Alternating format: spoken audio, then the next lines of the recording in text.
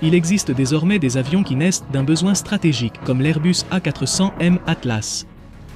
Au début des années 80, l'Europe faisait face à un problème silencieux mais critique. Ses forces aériennes dépendaient d'avions de transport qui devenaient déjà obsolètes. Le vétéran Lockheed C-130 Hercule restait fiable, mais il avait une portée, une capacité et une vitesse limitées. Et des avions comme le C-160, qui avait été une solution conjointe franco-allemande, commençaient à montrer les signes du temps. L'Europe avait besoin de quelque chose de nouveau, de quelque chose qui lui soit propre, quelque chose qui non seulement remplacerait ses avions, mais les surpasserait dans tous les domaines. Et c'est ainsi qu'a commencé l'histoire de l'Airbus A400M, née d'une idée politique et stratégique selon laquelle l'Europe voulait devenir indépendante dans ses capacités de transport militaire. Ne pas dépendre des États-Unis ni de tiers, mais disposer d'un avion projetant des forces, transportant des blindés, opérant sur pistes improvisées et sur des distances intercontinentales. Pendant des années, le projet est resté plus une intention qu'une réalité. Il n'arrivait pas à se concrétiser. Ce n'est qu'au cours des années 2000, avec la consolidation d'Airbus comme un acteur majeur de l'industrie, que le programme a pris sa forme définitive. Il a volé pour la première fois en 2009, mais le projet a failli être annulé en raison de retards de développement et de dépassement de coûts. Ce qu'Airbus a proposé n'était pas simplement un remplacement de l'Hercule, c'était un saut que nous allons analyser dans une nouvelle vidéo de l'Aeropedia del Mundo de Aviation.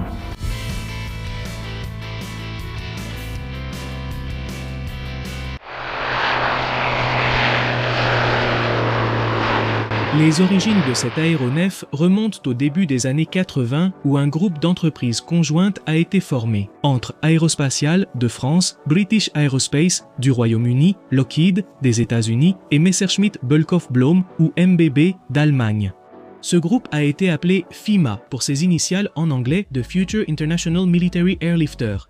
L'idée était de chercher un remplaçant pour le C-130 Hercule et le Transall C-160 comme nous l'avons déjà dit que tous ces pays utilisaient.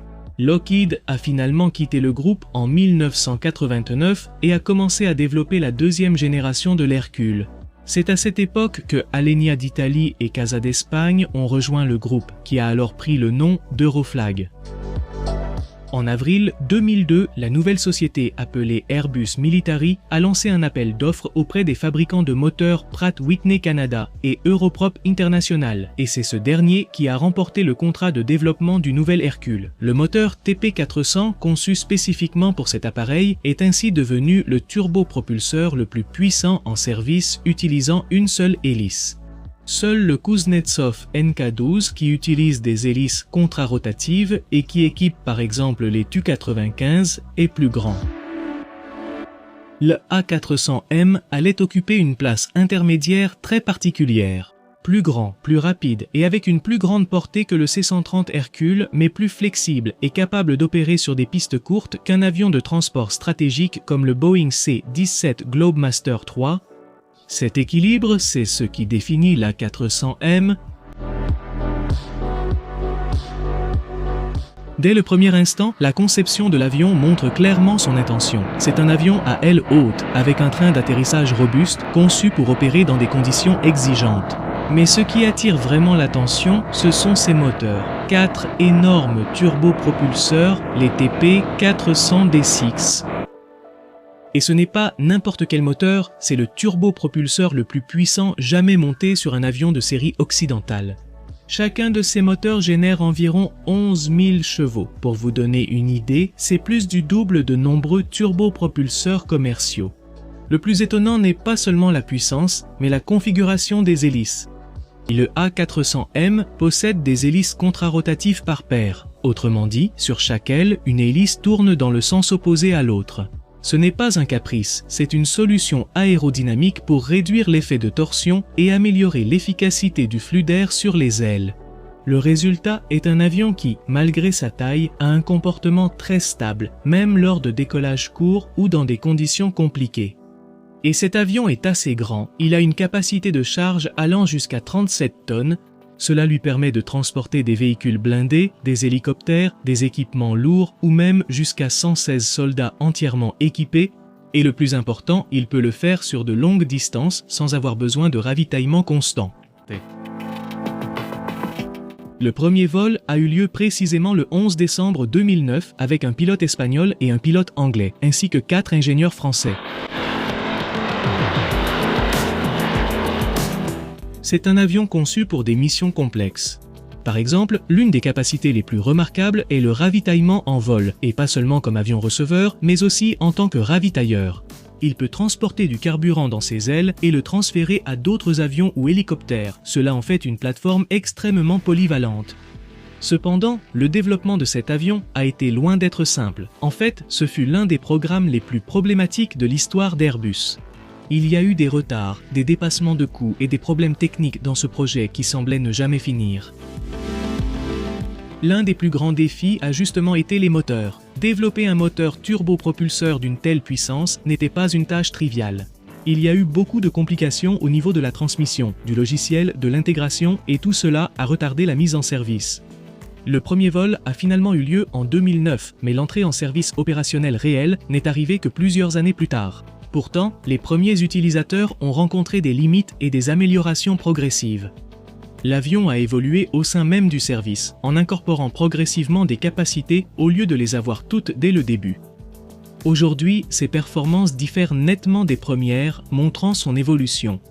En opération, l'A400M démontre quelque chose qui le distingue clairement des autres avions de transport militaire, sa capacité à combiner vitesse et flexibilité. Il vole presque aussi vite qu'un jet, mais peut utiliser des pistes non préparées comme un avion tactique.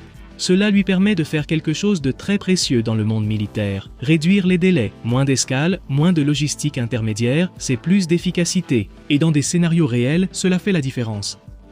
L'avion est aussi prêt pour les opérations de largage de fret et de parachutage.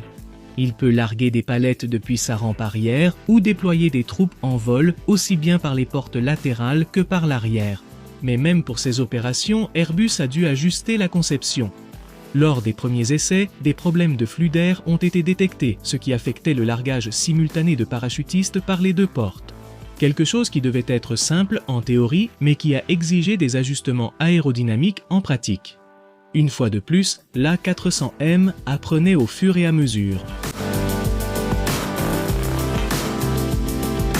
Un autre aspect intéressant est son avionique. Le cockpit de l'A400M est entièrement numérisé et très en phase avec les autres produits d'Airbus. Cela facilite non seulement l'exploitation, mais réduit aussi la charge de travail de l'équipage. L'avion peut être opéré uniquement par 2 pilotes, ce qui était impensable dans le transport militaire des générations précédentes. De plus, il intègre des systèmes de protection pour le vol à basse altitude, le suivi du terrain et les opérations dans des conditions tactiques. En effet, cet avion est conçu pour voler dans des zones difficiles et à basse altitude, en évitant les menaces et en opérant là où d'autres ne le peuvent pas. Dans ce sens, il intègre aussi des systèmes d'autoprotection contre les contre-mesures électroniques et des capteurs pour survivre en environnement hostile. Il dispose d'un système de commande de vol électrique avec des manches latéraux et une protection de l'enveloppe de vol. La plupart des systèmes sont basés sur ceux de l'Airbus A380, mais modifiés pour la mission militaire. Tout comme la 380, il n'y a pas de troisième système hydraulique de redondance. En revanche, il y a 2 systèmes électriques, l'un étant un ensemble d'actionneurs hydrauliques électriques à 2 canaux, et l'autre une série d'actionneurs hybrides électriques et hydrauliques. La redondance différente offre une meilleure protection contre les dommages de combat. Plus de 30% de la structure de l'avion est composée de matériaux composites. Par exemple, l'aile est principalement composée d'éléments en plastique renforcés de fibres de carbone, y compris les longerons de l'aile.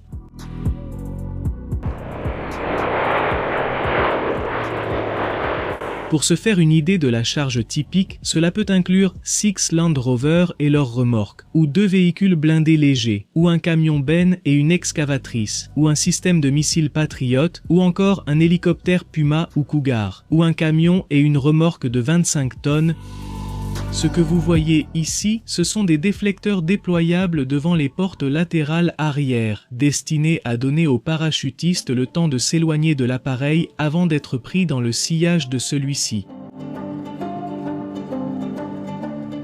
Le 24 juillet 2018, la Luftwaffe allemande a utilisé pour la première fois un A400M en conditions de combat, transportant des soldats à Mazar, en Afghanistan.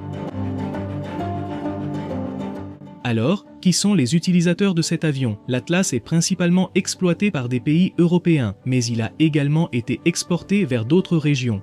Parmi ses utilisateurs figurent des pays comme l'Allemagne, la France, l'Espagne et le Royaume-Uni, qui ont été les principaux promoteurs du programme. Mais il est aussi exploité par des pays comme la Turquie, la Malaisie et le Kazakhstan. À ce jour, environ 120 A400M Atlas ont été fabriqués, mais Airbus a des commandes totales proches de 200. Il possède 170 unités, mais toutes n'ont pas encore été livrées. La chaîne de production reste active, bien qu'à un rythme faible comparé aux avions commerciaux.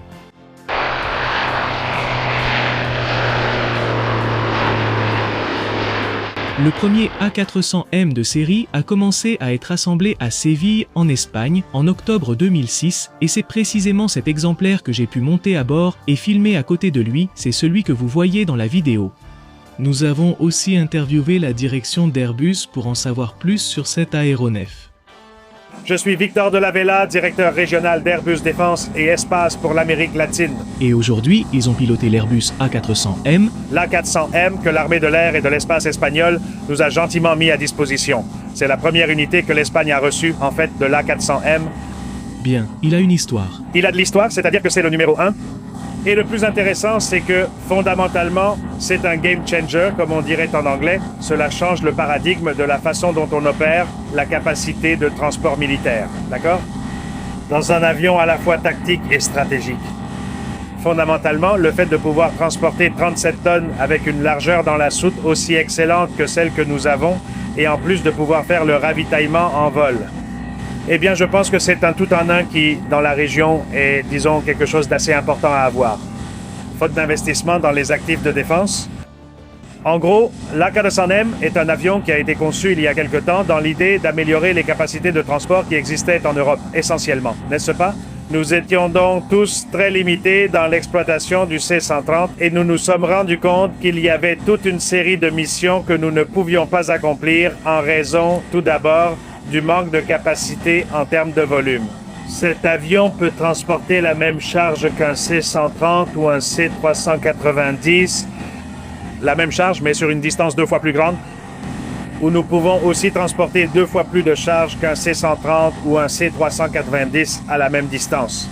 Avec cela, imagine les capacités que cela t'offre lors des opérations, non seulement militaires, mais aussi pour l'aide à la population lors de catastrophes naturelles, d'incendies, d'inondations, de tremblements de terre. C'est sans aucun doute l'avion idéal.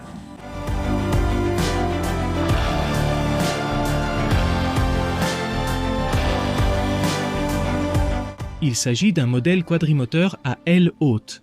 Il a un poids maximal au décollage de 141 tonnes et une autonomie de 6390 km avec 20 tonnes de charge. Sa vitesse maximale est de 780 km/h.